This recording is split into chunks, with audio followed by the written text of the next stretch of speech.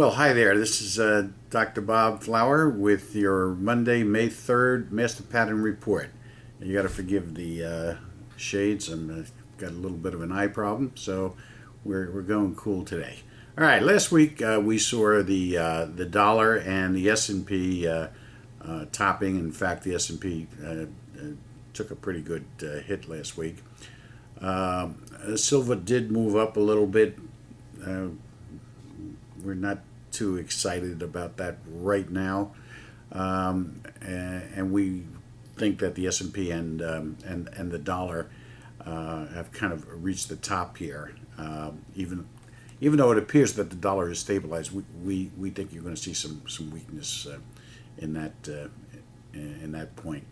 As I said, silver did move up, but it's not as strong as we would like to see it, and we're keeping an eye on it. The markets made major moves on the 29th. That was the day after our call of the 28th. Oil also made a move right on target. At this point, we're still looking at the $92 oil and the $20 silver. However, we think that the oil top will hit before the silver does, especially with this thing going on in the Gulf of Mexico.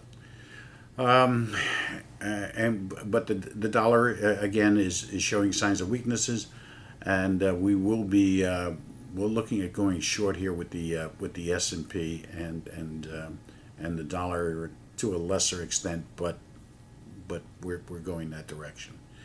Okay, sociopolitically.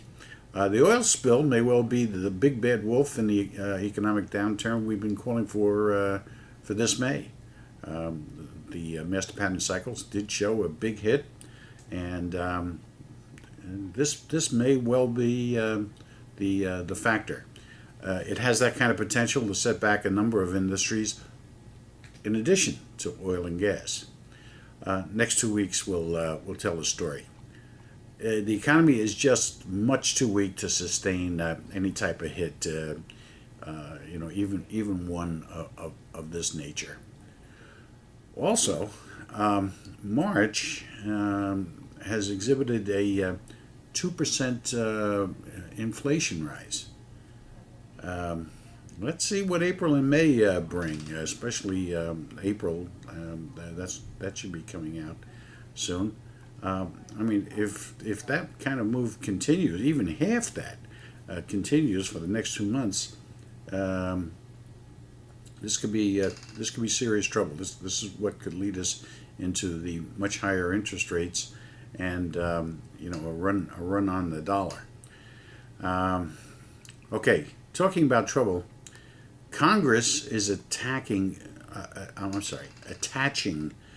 two sneaky aspects to the financial reform package that they're trying to pass. More oversight power to the FTC over the internet.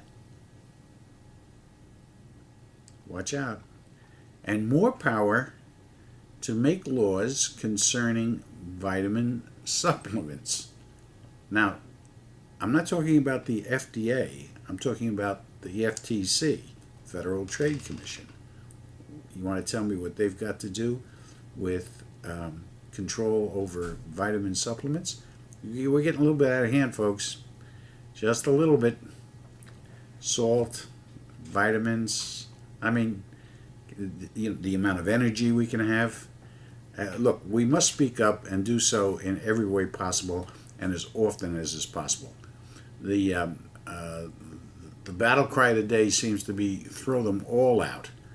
And has become a popular battle cry for our citizens, and should be given consideration on all levels of government. I don't care where we're talking about, local, county, state, and of course national. We need to show them that we're not going to take this crap anymore. We're totally out of hand here. Also, we're witnessing the breakdown of not only our Constitution, but of law and order. Now, we've been talking about this for the 3 years we've been doing this show as one of the major factors here. And it's definitely a consideration that we have to look at. And we cannot allow this to happen, folks. And the only thing that's going to prevent it from happening is to show our wrath. Let people know. Let these politicians know. I mean, I give total credit to the Tea Party, whether you like them or not. I don't care. But the fact that they're out there and they're speaking up and they're trying to regain the control that the people are supposed to have and the states are supposed to have. That's the way this country was founded. That's the way the Constitution is.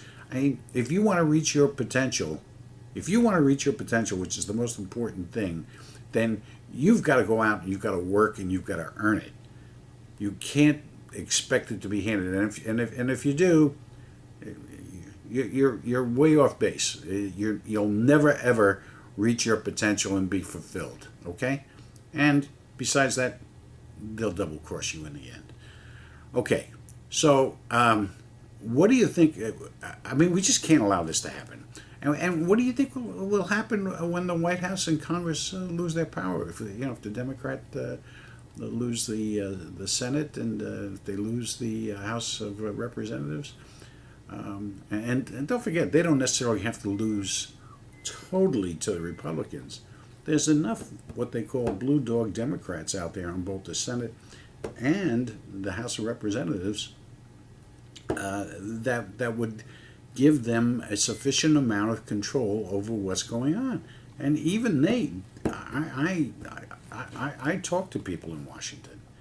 They're upset over this. But you know what? They don't have the power and the chutzpah to speak up against their party, speak up against their president, and to the congressional leaders and say, no. Some of them do, yes.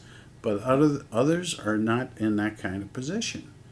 And consequently, they're being forced into making votes, such as this financial control and the health care. I mean, these are things that a lot of these Democratic legislators did not want to do, but their arms were twisted and broken. Look at that guy Shepik there. He nice guy. He was forced out of government by his own party. That's exactly what happened.